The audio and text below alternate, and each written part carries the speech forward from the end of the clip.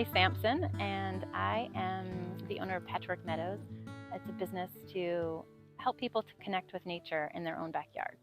In addition to being beautiful and providing texture and interest, your garden should be a place for refuge during the dormant season.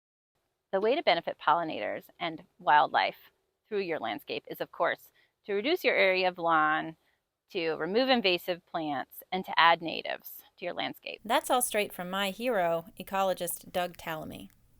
Leaving organic matter, leaves, and other garden debris in place over the fall, winter, and early spring is important for beneficial insects to overwinter, for birds to have food. So when it's time to cut the previous year's growth, you want to think about height. You want to cut about 1 foot above the ground in order for those stalks to still potentially be used by solitary bees that might go into the hollow stems.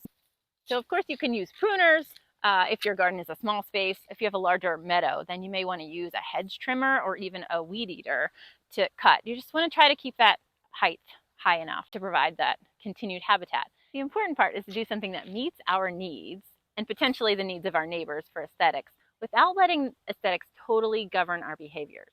So here's a milkweed pod. You can see the seeds exposed here, and this is material that birds might actually use for nesting, so leaving the standing around is important for that.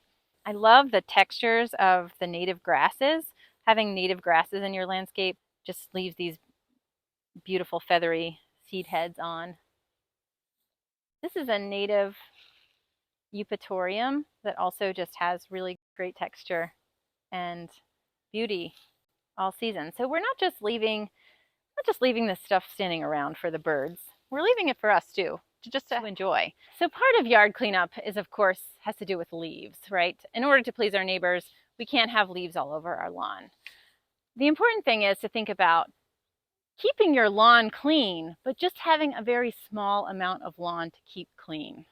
So we'll still have to use a rake or a leaf blower to remove leaves from our lawn. But we don't want to remove them from around the base of the tree. We want to kind of corral our leaves at least to the drip line of the tree.